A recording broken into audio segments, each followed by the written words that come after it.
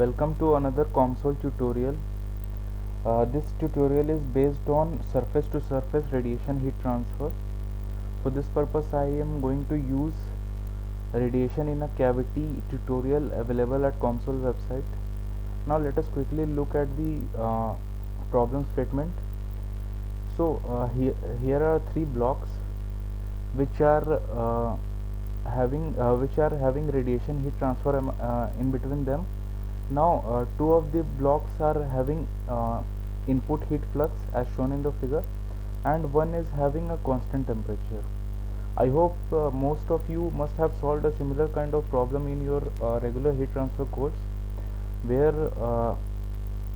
you must have considered the thermal conductivity of this block to be infinite. Now here we would be considering a finite thermal conductivity, and also you must have considered the temperature of this block to be constant, entire block to be constant. But in COMSOL we would be seeing a different approach. So let us get started. So click on the model wizard, click on 2D, click now go to the heat transfer. In there, go in radiation heat transfer. Now select heat transfer with surface to surface radiation and click add.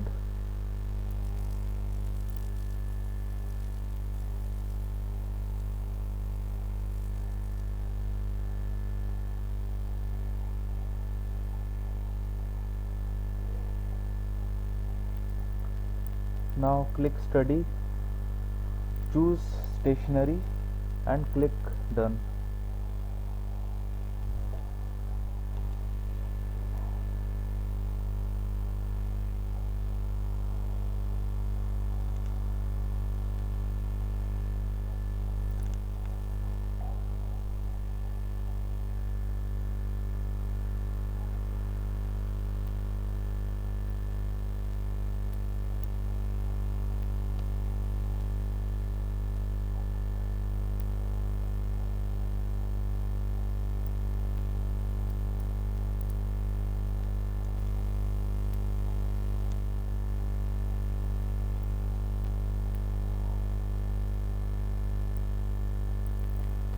Okay, so we would start by defining the geometry first.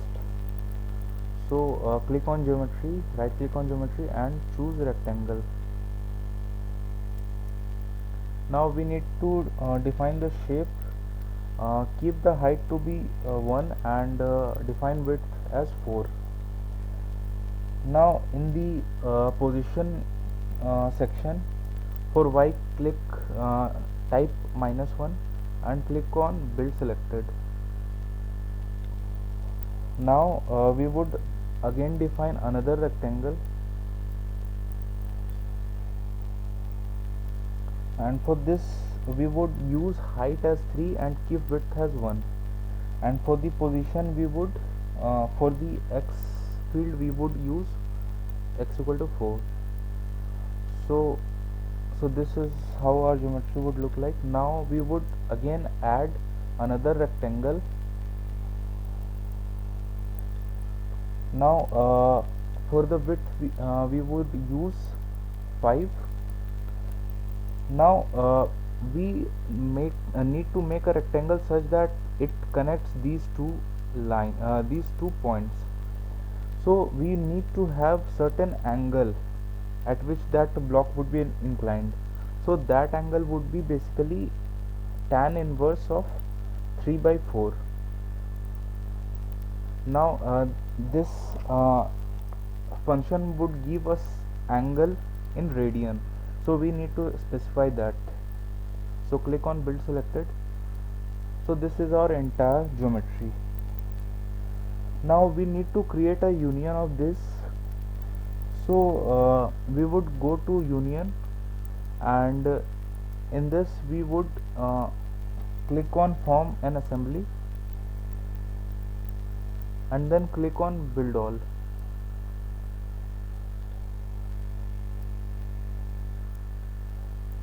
So now these three blocks have become assembly now.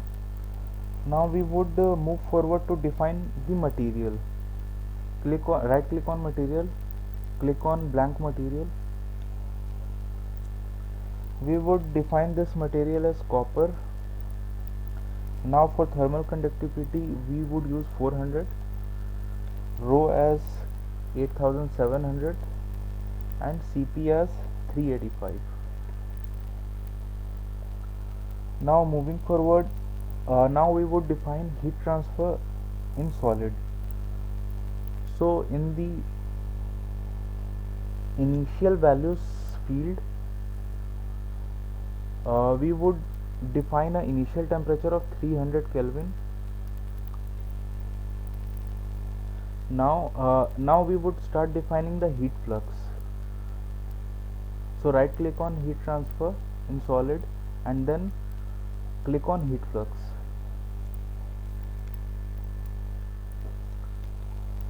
Now select the boundary 2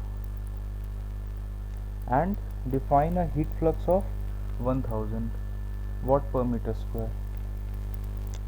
Now again choose heat flux. This time choose the boundary as boundary 12 and specify a heat flux of 2000 watt per meter square. Now again choose a temperature boundary condition.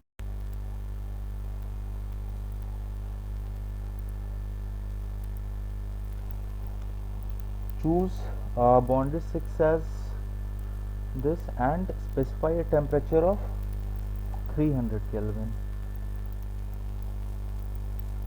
Now we would move to surface radiation module. Here we would select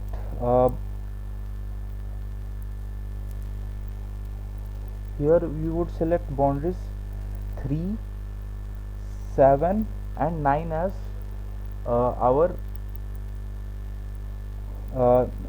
surface that are sharing heat transfer through radiation. So we would select this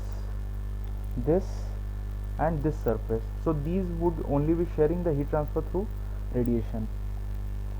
Now go to diffuse surface 1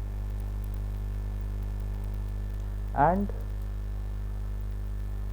go to the ambient temperature value. Add a value of 300 Kelvin in the T ambient. Now go below and in the surface emissivity part you need to use user defined. Now for this we need to use 0.8. Now as you must have seen that here we are using diffuse surface as 3, 7 and 9, but however when we would be using when we would be defining other diffuse surface, some of this surface would be overridden. So let me show that.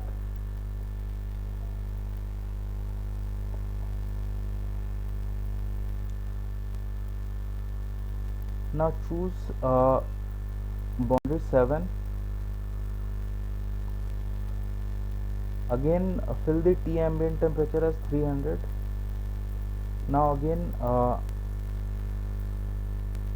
define the emissivity of the surface as user defined, and for this case use 0.4.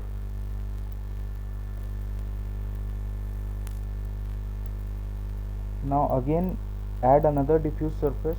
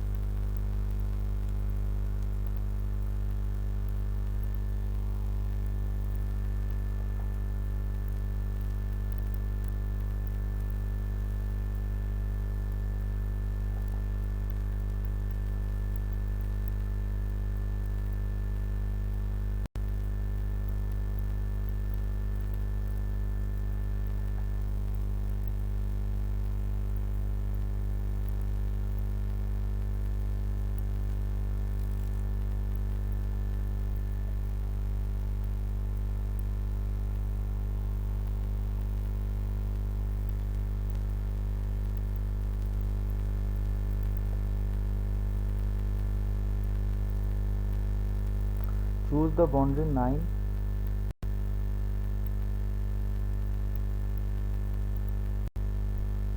and add 300 as ambient temperature, and for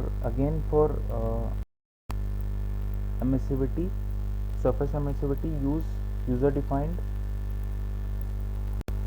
and use a value of 0.6 in this case.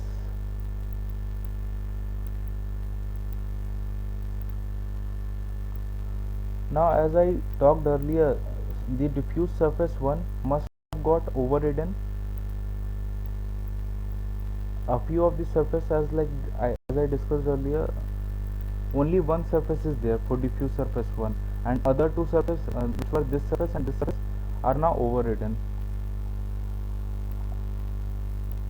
So we would go to the mesh, right click on the mesh,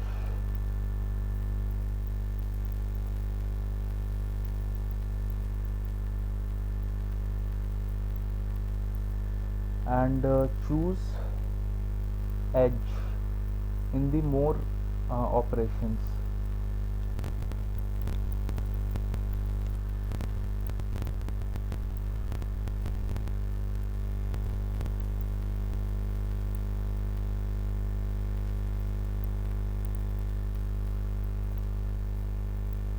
Go to the edge, and inside this, in the boundary selection, choose entire geometry. Now go to now right click on edge 1 and choose side.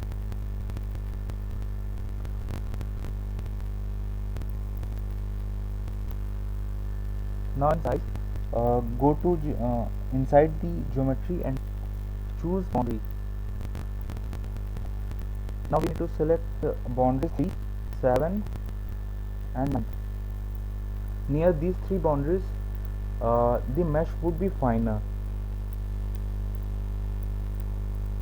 So in the we would select a custom calibration with the maximum element size limited to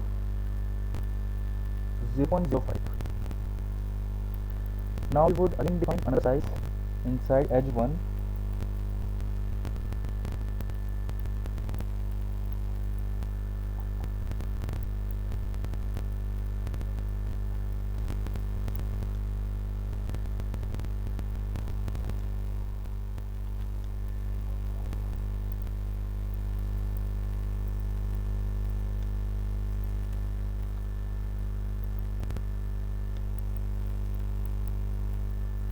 Now go to geometry entity level and select point.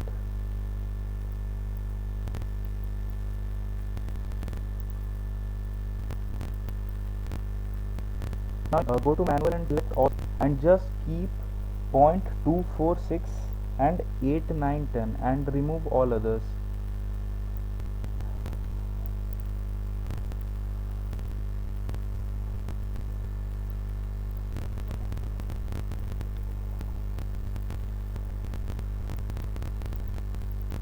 So these are 3 points, but over this point, over each of these 3 points, there is another point shared by 2 blocks.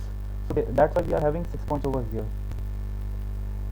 Now go to mesh and choose triangle.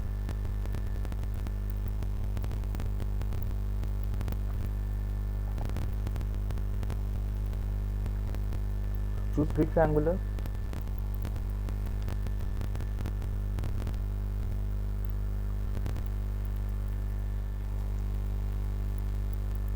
Now expand this section, and in method choose advanced front. Now go to mesh. So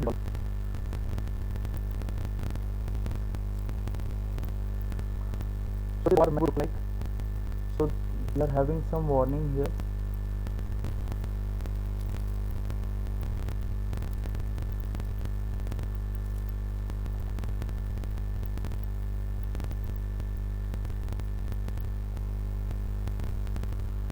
Okay, we need to add some custom sizing in this two. In the maximum element size, put 0.01 and again try to build the mesh again.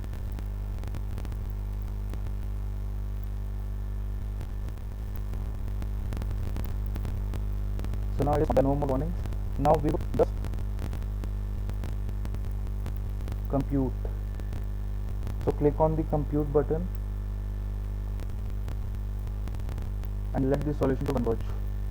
So I go to my until it's converged.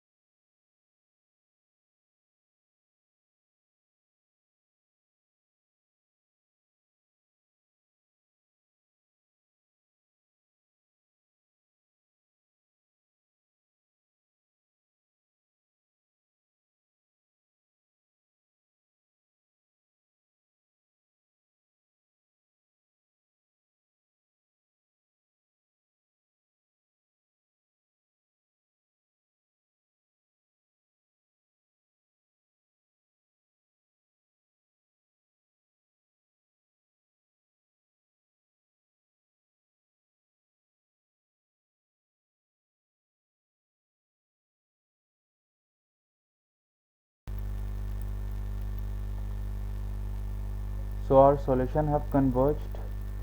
So here we can see a uniform temperature over the blocks. I would quickly change the color table to rainbow light.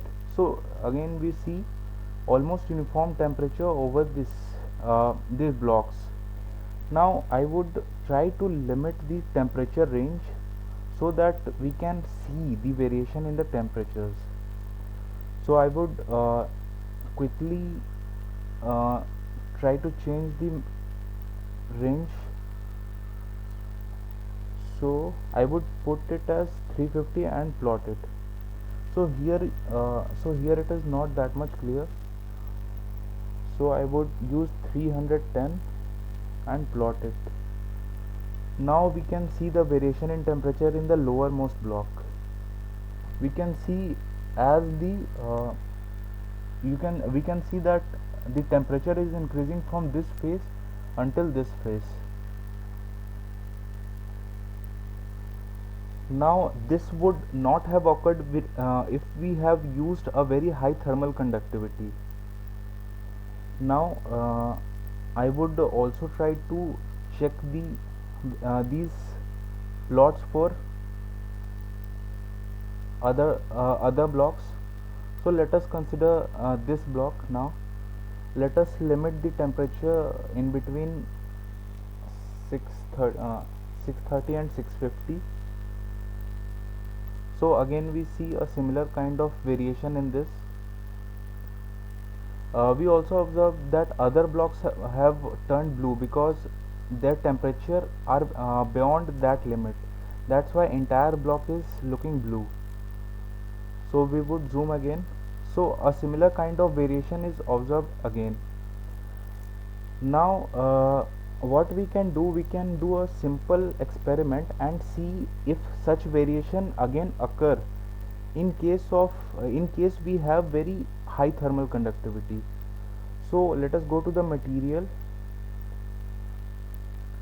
and use a very high thermal conductivity, say 10 to the power 7. Now again go to study and click compute.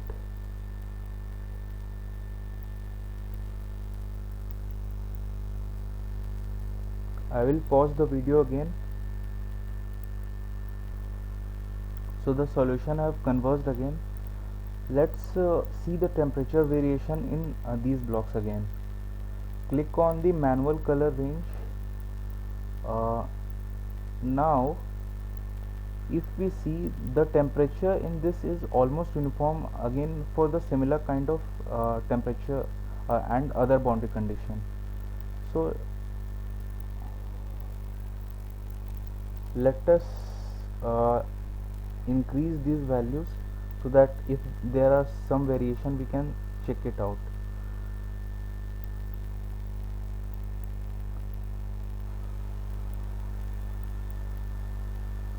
So we see no such variation. Thank you.